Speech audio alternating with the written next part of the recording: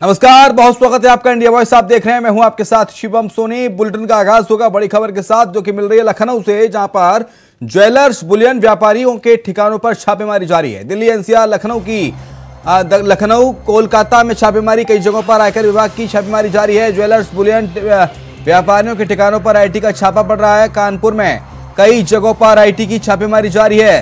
राधा मोहन पुरुषोत्तम दास jewellers पर छापेमारी की गई है। फीलखाना थाना क्षेत्र के बिरहाना रोड पर भी छापा मारा गया है। एमराल्ड गार्डन हाउसिंग के प्रमोटर पर भी छापा मारा गया है। संजीव झुंझुनवाला की 17 ठिकानों पर छापेमारी हुई है। कानपुर नगर में संजीव झुंझुनवाला का एक बड़ा नाम है। कंपनी के एमराल्ड गुलिस्तान एमराल्ड चैम्बर बनाए गए हैं। झुंझुनवाला की कंपनी है मॉर्निंग ग्लोरी इंफ्रा। ऋतु हाउसिंग कानपुर के नयागंज में वागला बिल्डिंग में भी छापा मारा गया है। चांदी व्यापारी मुन्ना जाकोड़िया पर भी आईटी की रेड हुई है। कानपुर के जुगल किशोर ज्वेलर्स पर भी छापेमारी जारी है। लखनऊ में भी कई जगहों पर इनकम टैक्स का छापा पड़ा है। कई ज्वेलर्स कारोबारियों पर इनकम टैक्स का छापा पड़ा है। महानगर अमीनाबाद चौक के कई ज्वेलर्स पर छापा मारा गया है। महानगर में रिद्धि ज्वेलर्स पर आईटी का छापेमारी हुई है। आज सुबह 6 बजे से 3 गाड़ियों से पहुंची आईटी की टीम। रिद्धि ज्वेलर्स के कानपुर के ठिकानों पर भी छापा मार कार्रवाई हुई है। ज्वेलर्स बुलियन व्यापारियों के ठिकानों पर छापेमारी हुई है। तस्वीर आपको दिखा रहे हैं। दिल्ली एनसीआर लखनऊ कानपुर कोलकाता में छापेमारी, मेराल्ड ज्वेलर्स की छापेमारी और इसके साथ साथ झुंझुनवाला के कई ठिकानों पर छापेमारी। झुंझुनवाला एक बड़ा नाम कानपुर का, और झुंझुनवाला के भी कई ठिकानों पर आईटी की टीम ने छापेमारी की है। महानगर अमीनाबाद चौक के कई ज्वेलर्स पर भी छापेमारी हुई है। इनकम टैक्स विभाग का छापा पड़ा है। लखनऊ में कई जगह इनकम टैक्स का छापा पड़ा है। कई ज्वेलर्स कारोबारियों के यहां इनकम टैक्स का छापा। चांदी व्यापारी मुन्ना जाकोड़िया के यहां पर भी आईटी की रेड पड़ी है। नितिन चौधरी ज्यादा जानकारी के लिए हमारे साथ हमारे सहयोगी इस वक्त न्यूज रूम से सीधे लाइव जुड़ गए। नितिन का रुख करेंगे। नितिन, धड़ाधड़ छापे आईटी के, क्या कुछ जानकारी? देखिए शिवम, बिल्कुल जिस तरीके से संजीव झुंझुनवाला जो एक बड़ा नाम है कबाड़ियों में जो है सोने का व्यापार करता है, तो उसको देखते हुए उसके जो अलग अलग ठिकाने हैं उन ठिकानों पर जो है छापेमारी चलिए बता दें। कानपुर, दिल्ली, लखनऊ और तमाम ऐसी जो जगह है तरीके से इन पे कारोबारों में जो है बताया जा रहा है कि इनकी जो पूरी तरीके से देखा जाता है कि आखिरकार इस तरीके की जो घटना घटती है तो उसको जो है साफ तौर पर लगता है कि इसको जो है साफ तौर पे यही लगता है कि चाहे जो झुंझुनवाला है उसके जो इनकम टैक्स में आज जो छेड़छाड़ी की गई है, उसके साथ साथ जो तमाम ऐसी जगह है कानपुर, लखनऊ, दिल्ली, फरीदाबाद, तमाम ऐसी बड़ी बड़ी जगहों पर छापेमारी चल रही है। सुबह 6 बजे से ये इनकम टैक्स। आपकी आवाज हम तक सही से नहीं पहुंच रही है, आपसे दोबारा कनेक्ट होने की कोशिश करेंगे। नितिन, तस्वीर एक बार हम आपको बता देते हैं। देखिए, राधा मोहन पुरुषोत्तम दास ज्वेलर्स की ये ज्वेलरी शॉप, ज्वेलरी शोरूम, यहां पर छापेमारी की गई है। दिल्ली एनसीआर लखनऊ कानपुर कोलकाता में छापेमारी जारी है। ज्वेलर्स बुलियन व्यापारियों के ठिकानों पर छापेमारी जारी है। कई जगहों पर आयकर विभाग की छापेमारी जारी है। व्यापारियों के ठिकानों पर आईटी का छापा पड़ा है। कानपुर में कई जगहों पर आईटी की रेड जारी है। राधा मोहन पुरुषोत्तम दास ज्वेलर्स पर भी छापेमारी हुई है। फीलखाना थाना क्षेत्र के बिरहाना रोड पर भी छापा पड़ा है। एमराल्ड गार्डन हाउसिंग के प्रमोटर पर भी छापा पड़ा है। संजीव झुंझुनवाला के 17 ठिकानों पर छापेमारी जारी है। कानपुर नगर में संजीव झुंझुनवाला एक बड़ा नाम है। कंपनी के एमराल्ड गुलिस्तान एमराल्ड चैम्बर बनाए गए हैं। झुंझुनवाला की कंपनी है मॉर्निंग ग्लोरी इंफ्रास्ट्रक्चर। ऋतु हाउसिंग कानपुर के नयागंज में वागला बिल्डिंग में भी छापा पड़ा है। चांदी व्यापारी मुन्ना जाकोड़िया पर भी आईटी की रेड पड़ी है। कानपुर के जुगल किशोर ज्वेलर्स पर भी छापेमारी जारी है। लखनऊ में भी कई जगहों पर इनकम टैक्स का छापा पड़ा है। कई ज्वेलर्स कारोबारियों पर इनकम टैक्स विभाग ने छापा मारा है। महानगर अमीनाबाद चौक के कई ज्वेलर्स पर छापा पड़ा है। महानगर में रिद्धि ज्वेलर्स पर आईटी का छापा पड़ा है। आज सुबह 6 बजे से 3 गाड़ियों से पहुंची है आईटी की टीम। रिद्धि ज्वेलर्स के कानपुर के ठिकानों पर भी छापा मारा गया है।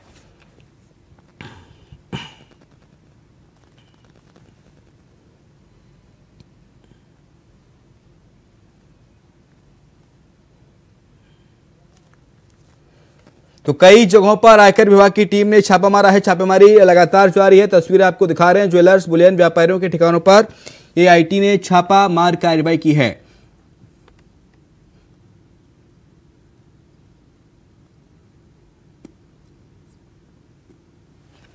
दिल्ली एनसीआर, लखनऊ, कानपुर, कोलकाता, ये तमाम जगह हैं जहां पर इनकम टैक्स विभाग की टीम पहुंची है और छापेमारी लगातार कर रही है।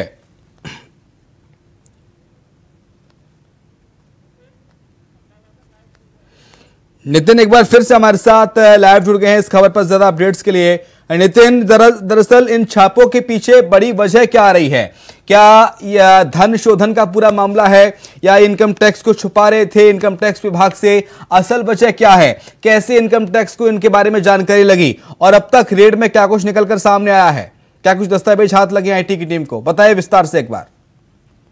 देखिए शिवम, बिल्कुल जिस तरीके से दिल्ली, कानपुर, लखनऊ, तमाम ऐसी बड़ी बड़ी जगहों पर जो ज्वेलर्स है, संजीव जो है बड़ा नाम है संजीव का, तो उसको देखते हुए ज्वेलर्स की अलग अलग जगहों पर जो है छापेमारी चल रही है। बता दें कि मुंबई में भी अलग छापेमारी चल रही है, दिल्ली एनसीआर समेत ऐसी जगहों पे जहाँ बड़ी बड़ी दुकान है। लेकिन बताया जाता है कि इस तरीके से सुबह 6 बजे जो है इनकम टैक्स की जो टीम थी वो वहाँ पहुंची और पहुंचने के बाद इनके जो दस्तावेजों को खंगालने लगी। बताया जाए कुछ जो है टैक्स में इन्होंने हेराफेरी कर रखी है, उसमें जो टैक्स है कुछ इन्होंने जो है प्रॉपर्टी को भी लेन देन को लेते हो जिस तरीके से टैक्स ना भरे तो टैक्स से किस तरीके से बचा जाए, तो इन्होंने सबसे बड़ा जो कारोबार यहाँ पर कर रखा था दिल्ली एनसीआर समेत तमाम ऐसी जगहों पे। तो उसको देखते हैं आईटी की रेड की तरफ से जो कहा गया, उनकी तरफ से जो बयानबाजी आए हैं अब तक, उन्होंने साफ यही कहा है कि अब तक इन्होंने जो इनकम टैक्स नहीं भरा था तो उसकी जो रेड जो देखी जा रही, जो दस्तावेज है आईटी की टीम वो खंगालने में लगी। तमाम ऐसी जगहों पे पहुंच के इनकी जो छापेमारी यहाँ पर चल रही है अलग अलग ठिकानों पे, लेकिन उसके बाद भी पूरा मामला अभी सामने निकल के नहीं आ रहा क्योंकि आईटी की रेड सुबह 6 बजे से लगातार कंटिन्यू इनके अलग अलग ठिकानों पे पहुंची हुई है। तमाम ऐसी जगह हैं जिन जगहों पे पहुंच के इन्होंने छापेमारी की और लेकिन इसमें जो है हेराफेरी जो है इनकम टैक्स को लेकर किया गया है कि इनकम टैक्स को देखते हुए जिस तरीके से इनकम टैक्स नहीं भरा जा रहा था उस समय से, तो इनकम टैक्स की टीम ने जो इसी चीज को लेकर छापेमारी यहाँ पर की और कहा कि हेराफेरी भी इसमें काफी देखने को मिली है इनकम टैक्स में। जी नितिन, संजीव झुनझुनवाला एक बड़ा नाम, इसके कई जगह आउटलेट्स हैं झुनझुनवाला के नाम से, उसके 17 ठिकानों पर भी आईटी की टीम ने छापेमारी की है।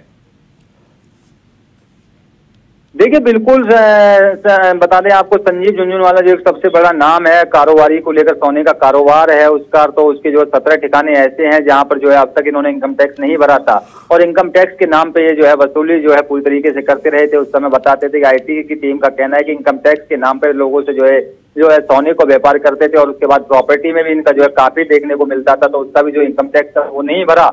अब तक भी 17 जगह ऐसी हैं जहां जहां इन्होंने छापेमारी की है, लेकिन उसके बाद सुबह 6 बजे से लगातार आईटी की टीम इनके घर पे पहुंची हुई है और घर पे जो है तमाम जो आसपास के लोग हैं, जो इनके संबंधित हैं, जो रिश्तेदार हैं, उनसे भी जो है पूछताछ आईटी की टीम कर रही है और जो दस्तावेज अब तक निकाले गए हैं संजीव झुनझुनवाला के नाम के और जो इतना बड़ा कारोबार यहाँ पर कर रखा था उसने, तो उसके बाद भी जो उनसे पूछताछ कर रही है आईटी की टीम अभी लगातार कंटिन्यू जो है संजीव झुनझुनवाला उनके संपर्क में है, उनसे बातचीत कर रहे हैं आईटी के लोग और आईटी की जो टीम है ईडी तमाम ऐसी चीजें बताया जा रहा है कि टैक्स को लेकर एक बड़े इन्होंने जो है हेराफेरी की और उसके बाद जो प्रॉपर्टीज खरीदते थे उनका भी जो टैक्स ये नहीं भरते थे, तो उसको देखते हुए जो दस्तावेज यहाँ पर मिले पुलिस आईटी की टीम और सहयोगी जो पुलिस है संयुक्त, तो उसके बाद भी जो है इनसे पूछताछ कर रही है और इसके बाद ही बता देंगे आपको इस तरीके की जब घटना ये ईडी की टीम यहाँ पहुंची तो उसके बाद जो यहाँ पर लगा छापेमारी, तो छापेमारी में इन पर जो सवाल जो है दस्तावेज इनके जो खंगाले जा रहे हैं और दस्तावेजों में जो है साफ तौर पे यही दिखाया जा रहा है और आईटी की टीम की तरफ से अभी कुछ ऐसा बयान नहीं आया। कहा कि अभी तक जो इतने इकट्ठे इन्होंने आईटी का बताया गया कि अब तक इन्होंने जो इनकम टैक्स था वो नहीं भरा था और भरने के बाद भी इसमें कुछ और पीछे की वजह भी आईटी की टीम निकाल रही है और पूरे मामले की जांच पड़ताल में लगी हुई है। लखनऊ, कानपुर, कोलकाता समेत जिन जिन जगहों पर छापेमारी जारी है नितिन, वहां फिलहाल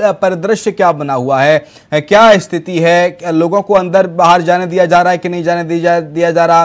जो ज्वेलर्स के घर वाले हैं, परिवार वाले हैं, उनकी तरफ से कुछ इनपुट बाहर आ रहा हो, कुछ जानकारी लग पाई है क्या पड़ोसियों की तरफ से? फिलहाल क्या स्थिति बनी हुई है?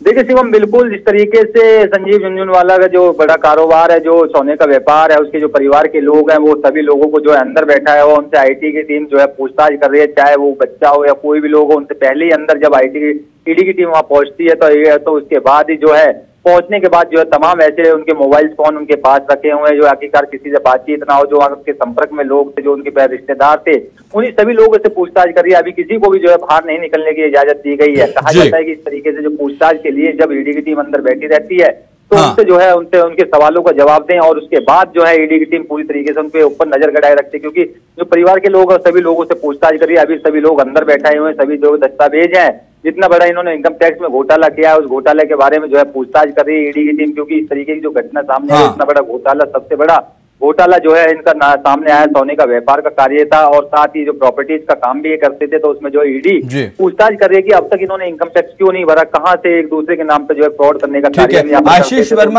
आशीष वर्मा जुड़े हैं क्या हमारे साथ अलीगढ़ लखनऊ से? आशीष, क्या स्थिति है लखनऊ की? लखनऊ में कई व्यापारियों के यहाँ, ज्वेलर्स के यहाँ रेड मारी गई है, क्या तस्वीरें निकल के सामने आ रही हैं? क्या कुछ इनपुट अब तक आपके पास? विस्तार से बताइए। जी बिल्कुल, देखिए अगर बात की जाए लखनऊ की तो लखनऊ के महानगर में ज्वेलर्स है उसकी शॉप पर भी छापेमारी की जा रही है। साथ ही साथ शॉप के कई ऐसे बड़े व्यापारी जो सराफा व्यापारी है उनके घर और उनकी दुकानों पे भी छापेमारी की जा रही है।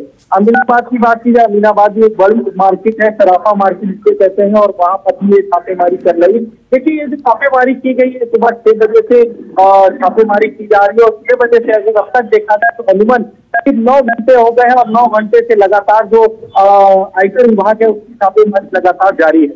ऐसे में ये कहा जा सकता है, देखिए बीते दिनों जिस तरीके से 2000 की नोट बंद हुए थे, 2000 के नोट मार्केट में बिल्कुल नहीं थे और जिस तरीके से जब केंद्र से ये कहा गया था कि 2000 नोट जिनके पास भी हो वो बैंकों में जाकर के बदल लें, ऐसे में जो सोने के भाव थे वो बिल्कुल आसमान चलते दिखाई दिए थे। कुछ जो बड़े ज्वेलर्स थे वो सोने को काफी महंगे लेके बेच रहे थे और 200,000 के नोटों बाकायदा लेते दिखाई दिए थे। तो ये कहा जा सकता है कि एक तरफ 2000 की नोटबंदी का जिस तरीके से ऐलान हुआ था उसके बाद से जो सराफा व्यापारी है उनके कहीं ना कहीं जो सराफा के जो रेट होते हैं, जो सोने के रेट होते हैं वो बढ़ते दिखाई दिए थे। ऐसे में अब आयकर विभाग की टीम ने जिस तरीके से जो बड़े सराफा व्यापारी है, चाहे वो कानपुर की बात कर ले, कलकत्ता की बात कर ले या लखनऊ की बात कर ले या दिल्ली एनसीआर की बात कर ले, तो सभी जो बड़े व्यापारी है उनके चाहे वो दुकान हो, घर हो, सभी जगह पे छापेमारी चल रही है। झुंझुनू वाले अगर बात की जाए, जिस तरीके से संजीव की बात की जाए तो संजीव को इससे पहले भी आयकर विभाग ने एक बाकायदा नोटिस भी दी थी और नोटिस के तहत जिस तरीके से ये कहा गया था कि जो टैक्स होता है उस टैक्स को पूरा जमा कराया जाए। हालांकि ये भी वजह कही जा सकती है और दूसरी वजह ये भी कही जा सकती है जिस तरीके से जो सोने या चांदी के जो रेट थे वो पिछले एक तरीके से देखा जा रहा था कि वो आसमान को छू रहे थे और 2000 के नोट जिस तरीके से बंद हुई थी, ये था कि जो जिनके पास 2000 की नोट रखी है, जिनके पास काला धन जिनके पास रखा हुआ था वो ये तो सोने में खपा रहे थे या चांदी में खपा रहे थे। तो ऐसे में ये कहा जा सकता है कि आयकर विभाग की जो टीम है वो 17 जगह एक साथ छापेमारी एक साथ सुबह की गई है और अभी तक उन सभी दुकानों पे जितने भी ज्वेलर्स थे उन सभी दुकानों पे आयकर विभाग की टीम की छापेमारी लगातार जारी है। घरों की बात कर ले तो जो उनके घर है उनके घर में भी लगातार दस्तावेज खंगाले जा रहे हैं, क्योंकि घर से ना ही किसी को अंदर आने दिया जा रहा है ना ही किसी को बाहर जाने दिया जा रहा है। आयकर विभाग के जितने भी अधिकारी हैं वो रिद्धि सिद्धि जो ज्वेलर्स है महानगर में उसकी शॉप है जहाँ पर, वहीं से कुछ दूरी पर उनका आवास भी है और उसके आवास पर और उनकी दुकान पर लगातार आयकर विभाग बनी हुई है। अब देखना यही होगा कि आयकर विभाग की इस छापेमारी में क्या कुछ सामने निकल कर आता है, कितने की टैक्स चोरी का मामला सामने निकल के आता है और क्या कुछ रहता है। ठीक है आशीष, बहुत शुक्रिया, नजर आप बना रखिए। तमाम सारी जानकारी के लिए बहुत शुक्रिया आपका। नितिन, आपका भी शुक्रिया तमाम सारी जानकारी को साझा करने के लिए। अब बात करेंगे अगली खबर की और खबर यूपी के अलीगढ़ से है, जहां पर आवारा गौवंश को नशे के इंजेक्शन लगा रहे युवक को लोगों ने दबोच लिया और इसके साथ ही स्थानीय लोगों ने युवक को पकड़कर जमकर उसकी धुनाई की। बता दें कि सूचना पर पुलिस पहुंची और युवक को हिरासत में थाने भेजा। आरोपी युवक से पूछताछ के दौरान 2 और साथियों के नाम मालूम किए गए हैं। पुलिस ने 3 लोगों के खिलाफ पशु क्रूरता के आरोप में मुकदमा दर्ज किया है। मामला अलीगढ़ के थाना अकराबाद क्षेत्र का बताया जा रहा है।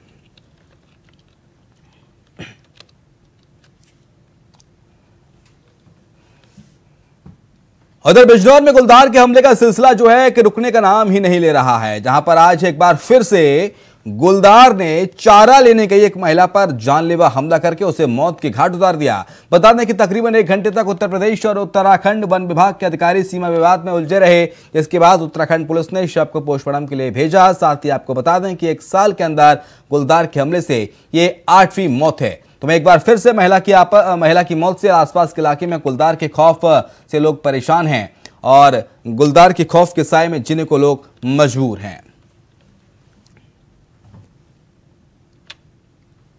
तो बिजनौर में गुलदार का आतंक नहीं थम रहा है। एक महिला को गुलदार ने अपना निवाला बना लिया, मौत के घाट उतार दिया और इससे पहले भी हालांकि गुलदार वहां पर तबाही मचा चुका है। वन विभाग के खिलाफ लोगों में आक्रोश है।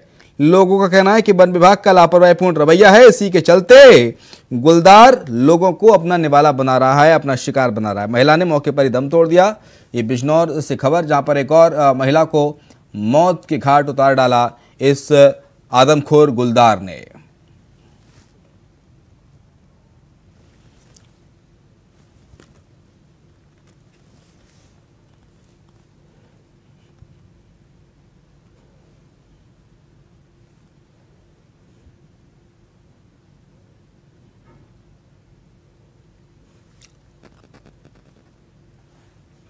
तो बिजनौर में गुलदार का आतंक देखने को मिला है। एक महिला को मौत के घाट उतार डाला।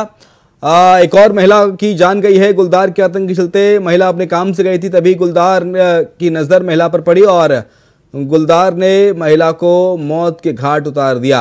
हालांकि परिजनों में वन विभाग को लेकर आक्रोश है कि आखिरकार इस तरह गुलदार खुले में क्यों घूम रहे हैं, वन विभाग इन पर कार्रवाई क्यों नहीं कर रहा, इनको क्यों पकड़कर जंगल में नहीं भेज रहा।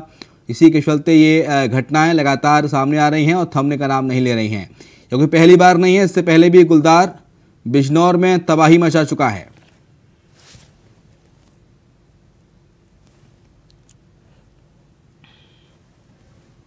जहीर अहमद ज्यादा जानकारी के लिए हमारे साथ हमारे सहयोगी इस वक्त जुड़ गए हैं फोन लाइन पर। जहीर, क्या कुछ पूरी खबर? गुलदार ने एक और महिला को निवाला बनाया है अपना। बिल्कुल, देखिए बिजनौर जिले में इन दिनों गुलदार ने अपना आतंक मचा रखा है। पिछले 6 महीने की अगर बात की जाए तो अब तक 8 लोगों की जान जा चुकी है और लगातार गुलदार जो है हमले कर रहा है। जो जंगल इक्का दुक्का लोग काम करने जा रहे हैं उन पर हमला करता है और उनकी जान भी ले रहा है। लगभग 1 दर्जन लोग घायल भी हैं इसमें। देर रात जो है फिर ये घटना हुई बिजनौर के उत्तर प्रदेश उत्तराखंड का बॉर्डर है हमारे यहाँ अफजलगढ़ इलाके का। वहां पर गुलदार ने एक हमला महिला को उस वक्त किया जब वो खेत में चारा लेने गई थी और तभी गुलदार के हमले से महिला की मौत हो गई। आसपास के सैकड़ों लोग इकट्ठा हो गए और वन विभाग से गुलदार को पकड़े जाने की मांग लगातार वो कर रहे हैं। जी, गुलदार को पकड़े जाने की मांग लगातार की जा रही है। बहुत शुक्रिया आपका जहीर, तमाम सारी जानकारी को साझा करने के लिए।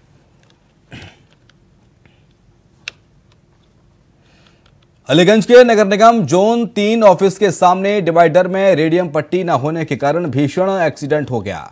दूल्हे की कार डिवाइडर से जा टकराई और जिसके बाद ड्राइवर को गंभीर चोट आई है। दूल्हा बाल बाल बच गया। साथ ही आपको बता दें कि कार में बैठी 2 महिलाएं और बच्चे घायल हुए हैं। बताया जा रहा है कि मौके पर पहुंची पुलिस ने बच्चों और महिला को इलाज के लिए अस्पताल में भिजवा दिया। दूसरी गाड़ी मंगवाकर दूल्हे को भी शादी में भेजा। अलीगंज थाना क्षेत्र का पूरा मामला बताया जा रहा है।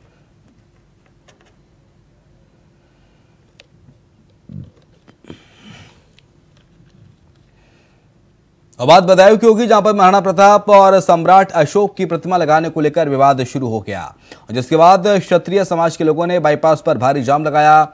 बदायूं की उझानी के बरी बाईपास पर क्षत्रिय और मौर्य समाज अपने अपने महापुरुषों की प्रतिमा लगाकर चौक के नामकरण का दावा कर रहे हैं। इसके बाद क्षत्रिय समाज के लोग बाईपास पर एकत्रित हुए और जमकर नारेबाजी करने लगे। सूचना पर सीओ शक्ति सिंह पुलिस बल के साथ पहुंचे और लोगों को शांत करवाया गया।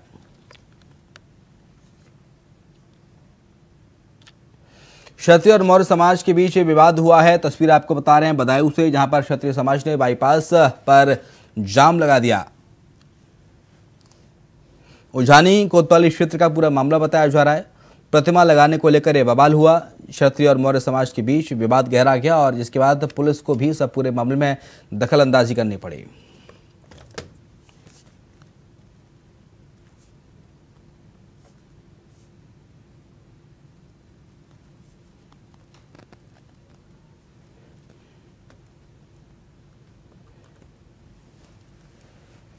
तो क्षत्रिय समाज ने बाईपास पर लगाया है जाम। बदायूं से आपको बता रहे हैं खबर, जहां पर प्रतिमा लगाने पर बवाल मच गया। बदायूं में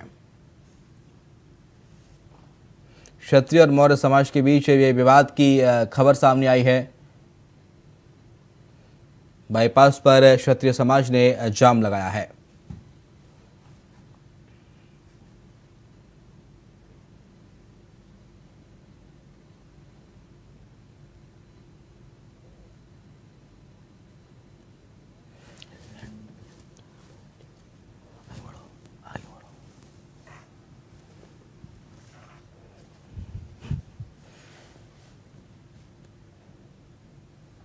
तो हरियाणा क्षत्रिय समाज और मौर्य समाज के बीच विवाद हुआ है। बदायूं से खबर इस वक्त आपको बता रहे हैं।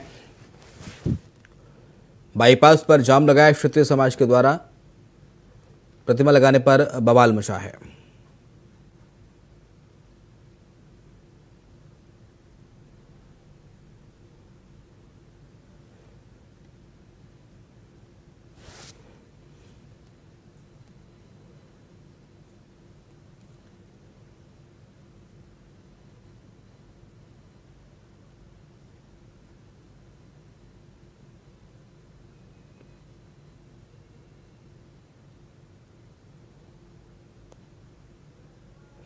विजय कुमार ज्यादा जानकारी के लिए हमारे साथ हमारे सहयोगी इस वक्त जुड़ गए हैं। विजय, बदायूं में क्या कुछ हुआ, पूरी खबर क्या है?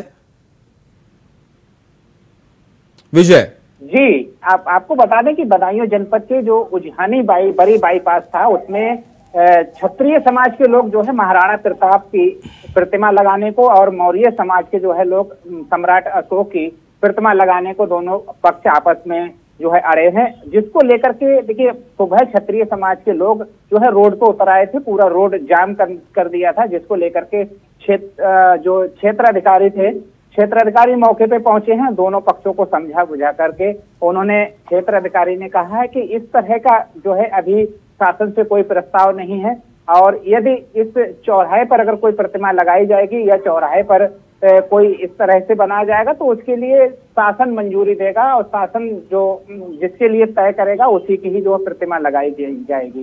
फिलहाल क्षेत्र जो है वहां पर भारी पुलिस बल सुबह तैनात किया गया था, तो पूरे पुलिस बल के साथ पूरी शांति व्यवस्था जो है संभाल ली थी। जी, बहुत शुक्रिया आपका तमाम सारी जानकारी को साझा करने के लिए। हरियाणा सरकार में मुख्यमंत्री मनोहर लाल के चीफ मीडिया कोऑर्डिनेटर और हरियाणा सिख गुरुद्वारा प्रबंधक कमेटी के एग्जीक्यूटिव मेंबर सरदार रमणीक सिंह मान ने राष्ट्रीय अल्पसंख्यक आयोग के चेयरमैन सरदार इकबाल सिंह लालपुरा से बुधवार को उनके नई दिल्ली सीजीओ कॉम्प्लेक्स स्थित कार्यालय पर एक विशेष मुलाकात की। इस मौके पर उनके साथ हरियाणा सिख गुरुद्वारा मैनेजमेंट कमेटी के एग्जीक्यूटिव मेंबर विनर सिंह साहब भी थे। उन्होंने हरियाणा में बसने वाले सिख समुदाय से संबंधित कई विषयों पर मान ने लालपुरा जी को अवगत कराया।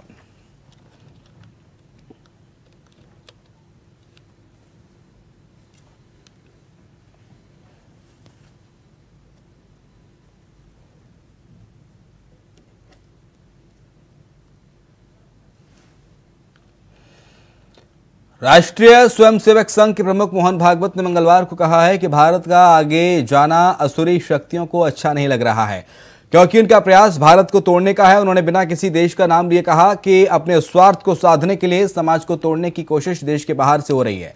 कलयुग में मिलजुल कर रहना सबसे श्रेष्ठ शक्ति है। आरएसएस चीफ का बयान ये सामने आया है। उन्होंने कहा है कि देश को तोड़ने की कोशिश हो रही है। जगन्नाथ जी की कृपा से भारत के भाग्य का रथ हम लोग खींच रहे, हम सब लोग, भारत के सब लोग, और वो आगे जा रहा है। लेकिन अब आगे जा रहा है तो आसुरी शक्ति आ रही थी, उनको अच्छा नहीं लगता,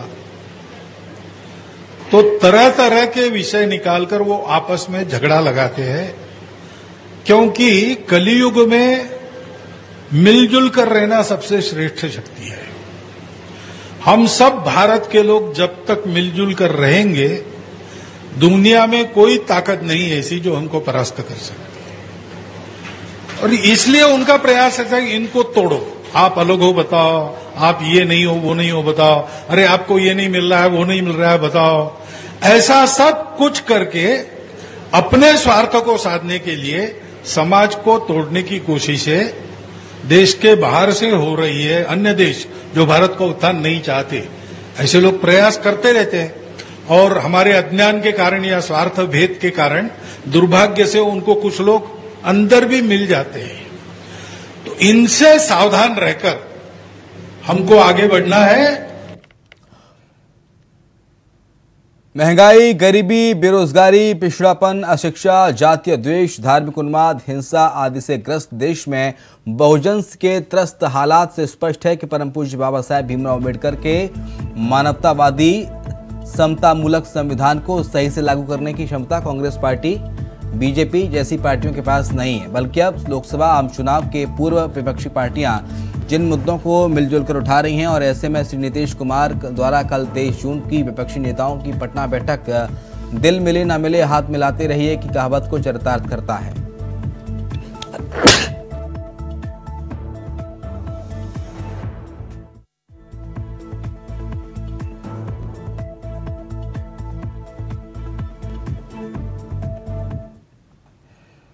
इसके साथ इस बुलेटिन में इतना ही। खबरें लगातार जारी हैं।